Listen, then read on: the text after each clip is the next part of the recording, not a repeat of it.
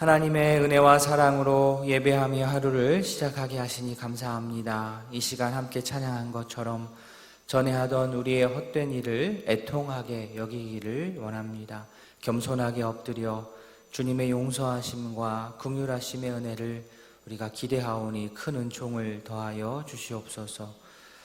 집중호우로 인해 피해당한 이웃들을 주님 불쌍히 여겨주시고 더 큰 어려움 겪지 않도록 보호하여 주시옵소서.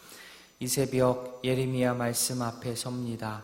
예언자의 준엄한 그런 호통 앞에 정직하게 서게 하시고 그리하여 주님 앞에서 진정 산 자가 되게 하여 주시옵소서. 이 새벽 귀한 예물로서 주님 앞에 올려드린 손길이 있습니다.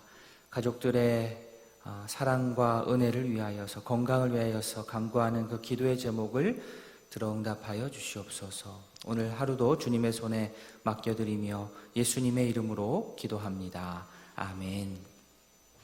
하나님의 말씀 예레미야 6장입니다. 예레미야 6장 1절부터 15절까지. 예레미야 6장 1절부터 15절까지. 구약 1059면입니다.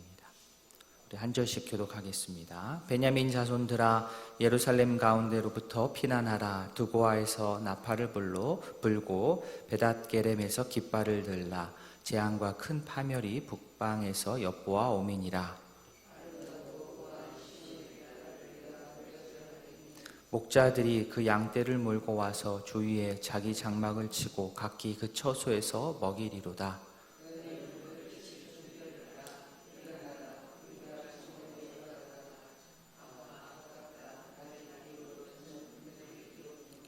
일어나라, 우리가 밤에 올라가서 그 요새들을 헐자 하도다.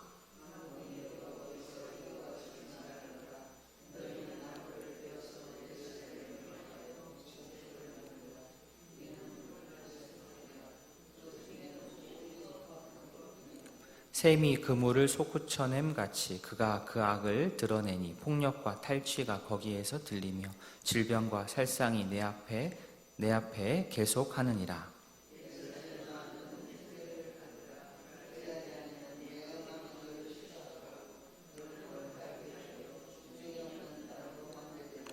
만군의 여호와께서 이와 같이 말씀하시되 포도를 따듯이 그들이 이스라엘의 남은 자를 말갛게 주우리라. 너는 포도 따는 자처럼 내 손을 광주리에 자주자주 놀리라 하시나니.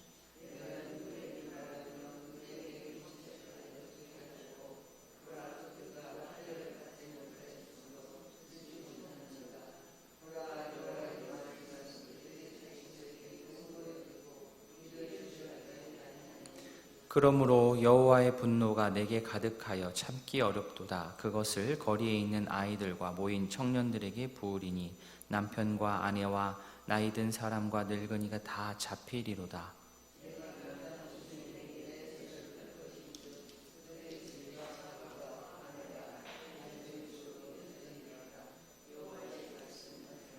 이는 그들이 가장 작은 자로부터 큰 자까지 다 탐욕을 부리며 선지자로부터 제사장까지 다 거짓을 행함이라.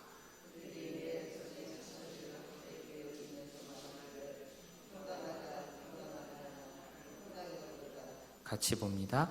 그들이 가증한 일을 행할 때에 부끄러워하였느냐? 아니라 조금도 부끄러워하지 않을 뿐 아니라 얼굴도 붉어지지 않았느니라.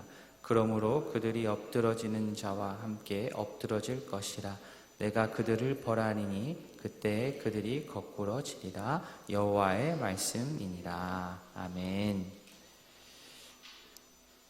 우리가 살아오면서 여러 종류의 대피 훈련을 해본 적이 있으실 겁니다. 우리가 분단 국가에 살다 보니까 어쩔 수 없이 어릴 때부터 대피 훈련을 꾸준하게 해왔는데요. 전쟁에 관련해서 또 대피하고, 또 화재에 관련해서 대피하고, 또 지진에 대해서, 또 산사태에 관하여서, 또 홍수에 대비하여 대피합니다. 여기 사택에 있으면 우이천 안내방송이 잘 들립니다. 비가 많이 와서 물이 불어나면 우이천에 가까이 가지 말라는 그러한 안내방송이 계속 나옵니다. 그런 안내 방송은 이해가 되죠. 납득이 됩니다. 왜냐하면 안내 방송을 듣는 사람도 비가 많이 내리고 있다는 것을 보고 느끼기 때문에 그 위험을 감지하기 때문입니다. 그러나 대피 방송을 듣는 사람은 만약에 대피해야 될 어떠한 그 위험을 느끼지 못하는데 대피하라는 안내를 받을 때가 있죠. 별로 위험해 보이지 않는다고 해서 만약 내가 그 소리를 듣고 대피하지 않으면 그것은 지혜로운 일이 아닙니다. 대피 방송이 나오면 대피하는 것이, 몸을 피하는 것이 지혜로운 행동일 것입니다. 오늘 말씀 1절 시작이 이 대피 명령으로 시작합니다. 베냐민 자손아 예루살렘 가운데로부터 피난하라. 피난하라. 예루살렘을 벗어나라. 이게 명령입니다. 왜 이 명령을 내렸겠습니까? 예루살렘이 위험해질 것이기 때문입니다. 그런데 이 명령을 받는 상황을 보면 예루살렘이 그렇게 막 위험해 보이지는 않습니다. 그러나 당장은 괜찮아 보인다고 해서 피하지 않는다면 큰 어려움을 겪게 될 것입니다. 예루살렘에 어떤 일이 일어납니까? 북에서 적군이 쳐들어올 것이라고 합니다. 1절 뒷부분에 재앙과 큰 파멸이 북방에서 엿보아 오미니라 라고 나옵니다. 근데 2절 말씀을 보시면 아름답고 우아한 시온의 딸을 누가 멸절하겠다고 하시냐면 내가 멸절하겠다 이렇게 말씀하십니다. 아름답고 우아한 시온의 딸은 우리가 예상할 수 있듯 예루살렘을 뜻합니다. 예루살렘을 내가 여호와 하나님께서 멸절하시겠다 이렇게 말씀하십니다. 이어지는 3절 보시면 목자들이 양떼를 몰고 와서 장막을 친다고 하는데 앞뒤 문맥 다 자르고 3절만 딱 읽으면 참 무척이나 평화롭고 그죠? 목가적인 분위기입니다. 그러나 문맥상 3절은 그렇게 한가롭고 평화로운 분위기의 말씀이 아닙니다. 목자라고 해서 다 같은 목자가 아닙니다. 여기서 목자는 다름 아닌 북방에서 내려온 사람들입니다. 북방에서 목자들이 예루살렘 주위에 장막을 치고 양떼를 풀어놓는다. 아마도 북방에서 내려온 군사들이 예루살렘을 포위하여서 진치는 모습을 이런 식으로 묘사한 것으로 봅니다. 이런 느낌은 4절 말씀을 읽으면 더 분명해집니다. 4절 시작이 너희는 그를 칠 준비를 하라. 이게 지금 누가 누구에게 하는 말이냐면 여호와 하나님께서 북방에서 내려온 목자들을 향하여서 하시는 말씀입니다. 이게 어찌된 일입니까? 하나님께서 지금 도리어 북방에서 내려온 군사들을 하나님께서 지휘하시면서 예루살렘, 자신의 백성이죠. 자신의 백성들을 향하여서 싸우는 모양새입니다. 북방에서 온 군사들도 전투 의지가 불탔습니다. 한낮의 뜨거운 태양 아래에서도 막 싸우려고 하고요. 또 저녁이 되어서 깜깜해졌을 때에도 전쟁에 대한 의지가 강한 게 말씀에 막 나옵니다. 5절에 일어나라 우리가 밤에 올라가서 그 요새들을 헐자. 이 정도입니다. 이어지는 6절에 너희는 나무를 베어서 예루살렘을 향하여 목책을 만들라라고 나옵니다. 목책, 우리가 평소에는 많이 쓰지 않는 단어인데요. 나무 말뚝으로 보통 목책 그러면 나무 말뚝으로 울타리를 치는 것을 이제 목책이라고 합니다. 근데 여기서 예루살렘을 향하여서 목책을 만들라라고 하는 것은 울타리 정도가 아니라 예루살렘을 침공하기 위해서 이렇게 인공적으로 언덕을 이렇게 쌓는 겁니다. 더 잘 침공하기 위해서. 예루살렘은 어서 빨리 침공하라는 말씀입니다. 자, 그러면 왜 여호와 하나님께서 왜 이렇게 예루살렘을 심판하려고 하시는 것입니까? 6절 뒷부분 보시면 이는 벌받을 성이라 그 중에는 오직 포악한 것뿐이니라. 이것이 이유입니다. 벌받을 성이기 때문에 예루살렘 안에 포악이 있었기 때문에. 7절은 더 자세합니다. 샘이 그 물을 솟구쳐냄 같이 그가 그 악을 드러내나니 폭력과 탈취가 거기에서 들리며 질병과 살상이 내 앞에 계속하느니라. 보통은 샘에서 어떻습니까? 신선한 물이 계속해서 퐁퐁퐁퐁 솟아납니다.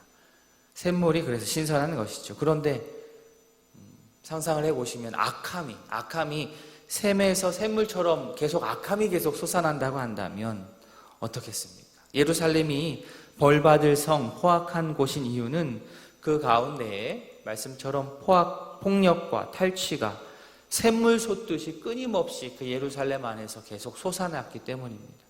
폭력과 탈취가 끊이지 않게 솟아난 결과가 무엇이냐면 7절 뒷부분에 질병과 살상입니다. 예루살렘의 실상이 이렇다 보니 여호와 하나님께서 그냥 보고만 있으실 수가 없는 겁니다. 잠잠하실 수 없었습니다. 그래서 농부가 포도나무에서 포도송이를 꼼꼼하게 따내듯이 적군이 이스라엘의 남은 자들을 샅샅이 뒤져가지고 다 따낼 것입니다. 그렇기 때문에 선지자, 예언자 예레미야는 그 전에 한 사람이라도 더 사람들을 살려내야 됩니다. 그 내용이 9절 뒷부분입니다. 너는 포도 따는 자처럼 내 손을 광주리에 자주자주 놀리라. 영화 쉰들러 리스트가 생각나는 그런 대목입니다. 이들이 곧 사로잡혀 갈 텐데, 이들이 곧 죽게 될 텐데 그 전에 한 사람이라도 더 살려내라. 그런데 백성들은 여호와 하나님의 말씀을 이럼에도 불구하고 잘 듣지를 않았습니다. 말씀을 듣지 않고 돌이키지 않으면, 욕심을 부리면, 고집을 부리면 방법이 없지요. 10절에 그 귀가 할례를 받지 못하였으므로 듣지 못하는도다 라고 나옵니다. 예레미야 앞에서 본 우리 4장 4절에 이런 내용이 있었습니다. 너희는 스스로 할례를 행하여 너희 마음 가죽을 베고 나 여호와께 속하라. 내 마음 가죽을 베고 여호와께 속하라라고 앞에서 말씀을 하셨는데요. 같은 맥락입니다. 마음의 할례를 하라는 것이지요. 마음의 할례를 통해서 하나님 말씀을 들어야 되는데 백성들은 도리어 여호와의 말씀을 자신들에게 약으로 받지 않고 욕으로 받았습니다. 즐겨하지 않았습니다. 그러니 이 하나님의 심판을 피할 길이 도무지 없습니다. 게다가 더 큰 문제는 무엇이냐? 종교 지도자들이 더 큰 문제였습니다. 13절 뒷부분에 선지자로부터 제사장까지 다 거짓을 행함이라. 당시 백성들을 인도하고 깨우치고 또 하나님의 말씀을 가감없이 전해야 될 그 지도자들이, 그죠? 이 위기에 빠진 예루살렘 상황을 보면서 현실을 얘기해 줘야 되는데 그 상황을 직시하지 않고 백성들을 도리어 헛된 평안 가운데 빠지게 했습니다. 14절 말씀. 그들이 내 백성의 상처를 가볍게 여기면서 말하기를 평강하다 하나 평강이 없도다. 평강이 없는데 평강하다 하니까 말씀을 가지고 경각심을 느끼지 못하고 다 같이 무너지는 형국이 되는 것입니다. 자, 예언자를 통한 하나님의 경고의 말씀과 지금 당시 지도자들이 전하는 평강의 메시지가 상충되는 거예요. 지도자들은 괜찮다 우리 망하지 않는다, 우리 잘하고 있다 얘기하고, 하나님께서 보내신 예언자는 너희들 이러다가는 곧 죽는다라고 얘기하고, 이 두 가지 메시지가 지금을 살아가는 우리들의 귀에도 이 두 종류의 얘기가 들어옵니다. 어느 소리에 우리가 귀를 기울여야 하겠습니까?